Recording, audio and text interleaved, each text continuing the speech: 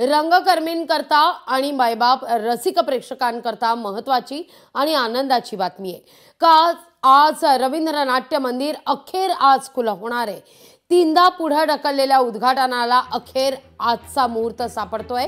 महाराष्ट्र कला अकादमीच्या संकुलाचा आज उद्घाटन समारंभ होणार आहे। रवींद्र नाट्य मंदिराचा संध्याकाळी 6 वाजता उद्घाटन होईल। राज्य शासनाच्या सांस्कृतिक कार्य विभागांतर्गत पु ल देशपांडे महाराष्ट्र कला अकादमीचं नूतनीकरण संकुल उद्घाटनाकरता सज्ज झालंय। हा उद्घाटन सोहळा आज संध्याकाळी 6 वाजता सुरू होणार आहे। या उद्घाटन समारंभाला राज्याचे मुख्यमंत्री देवेंद्र फडणवीस, उपमुख्यमंत्री एकनाथ शिंदे, उपमुख्यमंत्री अजित पवार, मंगल प्रभात लोढा, आशिष शेलार, शिवेंद्रसिंह भोसले यासह इतर मान्यवर उपस्थित राहतील।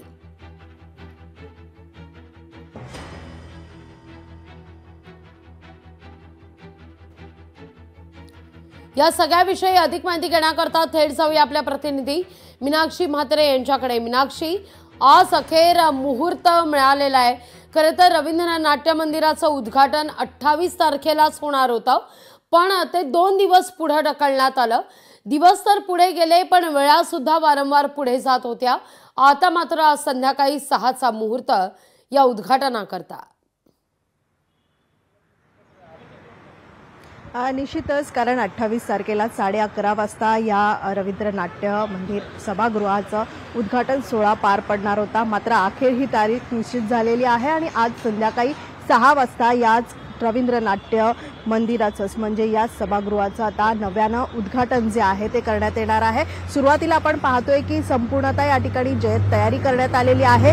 फुलांची सजावट जी आहे ती या ठिकाणी प्रवेशद्वाराच्या ठिकाणी आपल्याला पाहायला मिळते आणि आजचे हे उद्घाटन सोहळा जो आहे तो मुख्यमंत्री देवेंद्र फडणवीस यांच्या उपस्थितीत पार पडणार आहे। सोबतच आज या कार्यक्रमाला उपमुख्यमंत्री एकनाथ शिंदे आणि उपमुख्यमंत्री अजित पवार देखील उपस्थित राहणार आहे। सोबतच आपण पाहतोय की सांस्कृतिक कार्यमंत्री आशिष शेलार आणि कौशल्य विकास मंत्री मंगल प्रभात लोढा हे देखील उपस्थित राहणार आहे। सोबतच आपण पाहतोय की सार्वजनिक बांधकाम मंत्री शिवेंद्रराजे भोसले, सोबतच खासदार अनिल देसाई आणि आमदार महेश सावंत हे देखील यावेळी उपस्थित राहणार असल्याचं कळतंय। आपण पाहतोय की संपूर्णतः या कार्यक्रमानिमित्त अनेक तारखा जरी बदलल्या असल्या तरी या पु ल देशपांडे महोत्सव जे आहे ते या ठिकाणी आयोजित करण्यात येणार होतं। मात्र अखेर आपण पाहतोय की आजचा जरी मुहूर्त ठरला असला तरी आज या ठिकाणी वेगवेगळे कार्यक्रम जे आहेत ते देखील पार पडणार आहे। आणि मीनाक्षी, अगदी थोडक्यात सांगा, शुभारंभाचा प्रयोग या ठिकाणी पहिला कोणाचा होणार आहे, या सगळ्या संदर्भात काही माहिती मिळतेय का?